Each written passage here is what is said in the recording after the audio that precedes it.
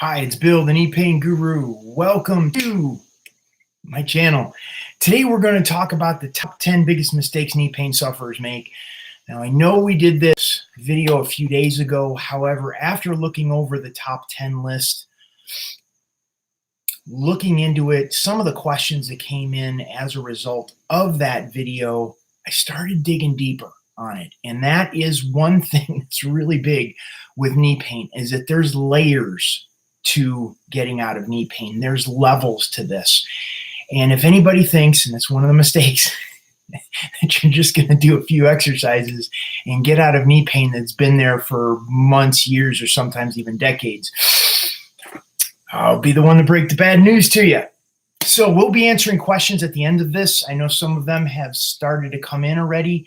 If you would like to add your question or comment to the situation, over in the comment section, I will address those after this short presentation. And make sure to give the video a thumbs up, like and subscribe to my channel, The Knee Pain Guru, as well as turn on notifications for future videos. Okay. The top 10 biggest mistakes knee pain sufferers make. Number 10, they're skeptical about the wrong things. And what I'm talking about is they will hear something that makes complete sense, yet they'll do what a professional would tell them, even though it's putting them in more pain. Think about that one. We're not trusting what's going on in here and in here. We're trusting what the professional says. And that's not to say you ignore what professionals are saying. They're skeptical about stuff. It's like, okay, I'm going to do this and it's going to put me in pain for the next 4 to 5 days. Yet I'm still going to do it. So when you look at something as far as like what makes sense, like let the knee rest, let's create comfort in the knee, it's like it's disregarded. They're skeptical. It must be a scam. Okay. That's number 10. Number 9, they don't know the cues to look for when their knees are improving. They did something, cause their knees to feel better. They did something, cause their knees to feel worse. And then all of a sudden, for no reason, their knees get better. And then for no reason, their knees get worse. And it's like this pattern. It's this random pattern of stuff happening. There's a quote by Robin Black. It said, chaos is only patterns we don't understand. So when we're looking for cues, to understand the cues of what's going on in the body, to know if the pain that I'm feeling is actually the knee healing, or if what I've done is actually making the knee worse. Huge distinction there. That's one of the big mistakes knee pain sufferers make. That's number 9. Number 8, they don't know if they have the wrong approach. It kind of builds on number 9. They're doing things, maybe makes the knee better, maybe makes the knee worse. They hit a plateau. They think they got to double down on the efforts. I'm not really sure if I'm doing the thing right. I don't even know if I trust the person that I'm getting the advice from. There's no rhyme or reason as to why they're doing it. It's dictated by the insurance code. It's what the physical therapist has given everybody with knee pain.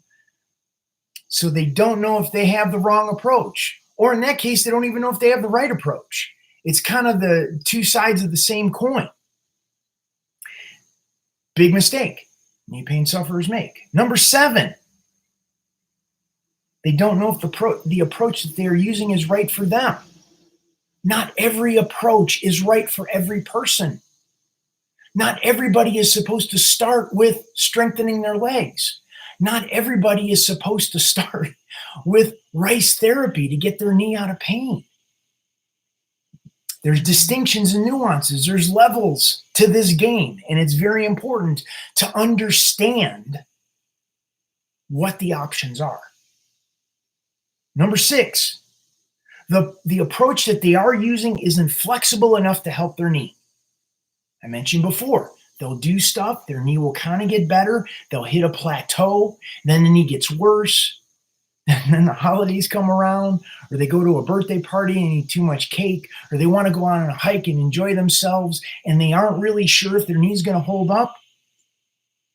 If you don't have that flexibility in a program that can provide the distinctions and nuances when you go to the birthday party, when you're sitting at a desk all day, if you're standing up for a job, or you have to walk all day for your employment, or you're a mother that has to take care of your children, you need to have the flexibility of an approach that will address what's going on in your knees. That's number 6. Number 5, they try too hard doing the wrong things. It's like, okay, well, I got to push through the pain. No pain, no gain. Pain is weakness leaving the body. Just do it. They try really hard and they put themselves in pain. And it just gets worse and worse and worse. And they try really hard doing the things that are actually causing the problems in their knee that's keeping them in pain. It's kind of like being on a hamster wheel. They never get off because they will double down on the efforts of pushing through the pain. When your knee is in pain, pushing through the pain will never get it out of pain. Think about it. This is huge. This is huge. If your knee is fine and you're exercising and you're overcoming your own laziness, pushing through the pain is okay. Pushing through that discomfort that you get in your physical body from physical activity, that's one thing. It's a completely different scenario if you're experiencing pain. Pushing through that pain when your knee starts out in pain will never get you out of pain. So, number 5, they try too hard doing the wrong things. Number 4, their mindset isn't open enough to allow for a contingency plan. Oh, just had a client I was working with yesterday. Went to the beach with her boyfriend. Overdid it with sugar. Her knees got in pain. To that point, we've been getting some great results. All of a sudden, it's like, oh, it's the end of the world. Like Henny Penny, the sky is falling. And it was like she wanted to scrap everything.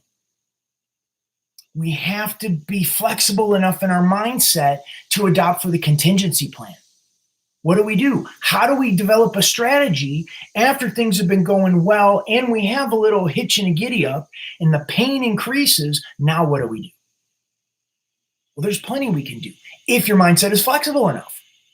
And if you have the support that is going to provide you with the alternatives of when that happens. So that's number 4. Their mindset isn't open enough for a contingency plan.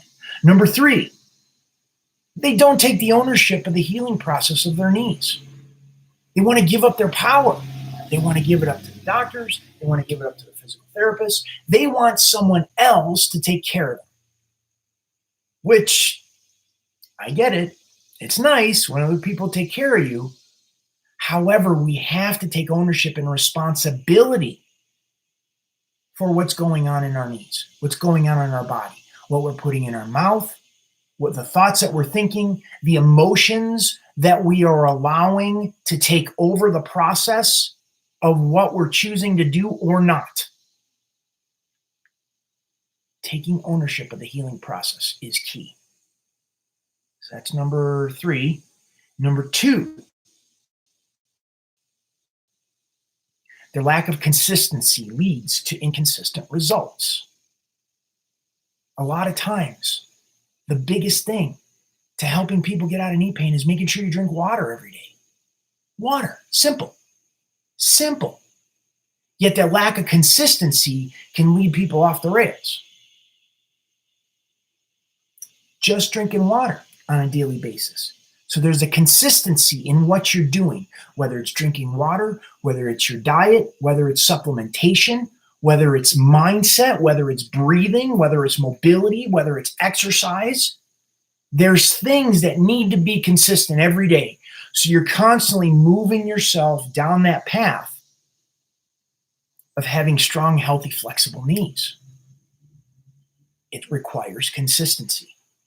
So number 2, the top 10 biggest mistakes knee pain sufferers make, their lack of consistency leads to inconsistent results. And number 1, The number one reason of the top 10 reasons biggest mistakes knee pain sufferers make, they have never established a baseline of what comfort is. Establishing a baseline of what comfort is. Pain changes the way our mind works, the way we think. It changes our emotions. It changes our spirit. It changes the way we move. Pain does this. Whether we realize it or not, whether you want to admit it or not, pain changes all of those things. And we forget what comfort is. And we settle and tolerate for how crappy the body feels. And they don't even remember what comfort is. This is huge. We tolerate the pain.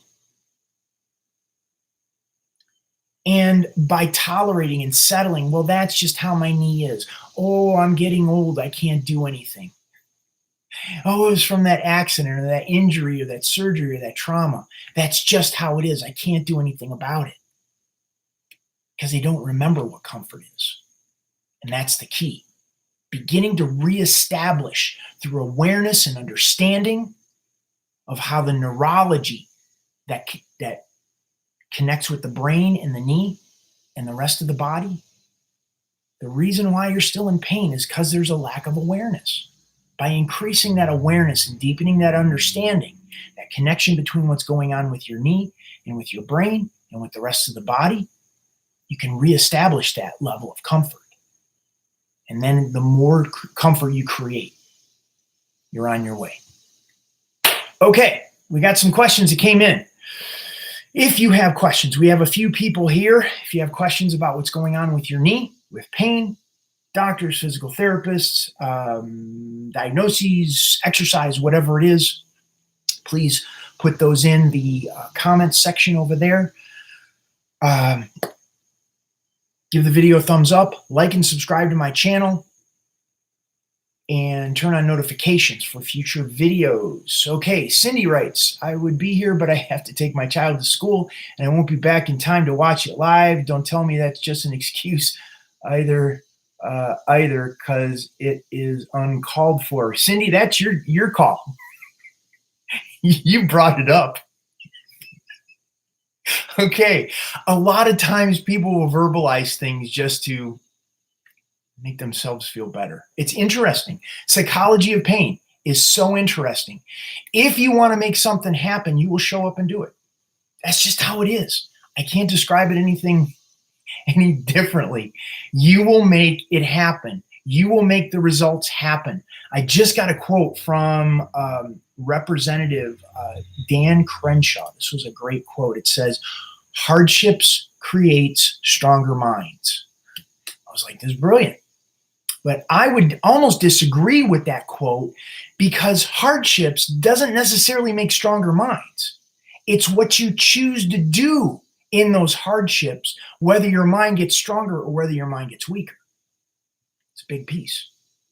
A lot of it is having that flexibility in the mindset to be able to adopt for a contingency plan, to see the opportunity and the information that's in front of us. Okay, next question here. Summer Brown says, good morning. I went to physical therapy and today I'm stuck. Summer, what do you mean by stuck? Stuck meaning stuck mentally, like you don't know what to do. Stuck physically, the pain's worse. And it's like, okay, that's the insurance and that's what I got to do. Stuck can mean a lot of things. And that's what's really important in finding a way out of pain. It also goes into the mindset piece.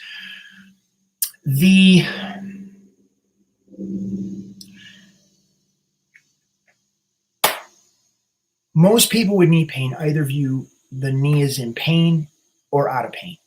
There's no distinction. There's no nuance there. And our unawareness disconnects us from those nuances. And the more we can begin to articulate our experience of what's going on in the knee, the more we can move to a place of being unstuck, out of pain, have increased range of motion, increased flexibility in the knee, in the leg, in the body. The body is a physical manifestation of how we view ourselves, our mind, our emotions. What we hold up here physically manifests in the body.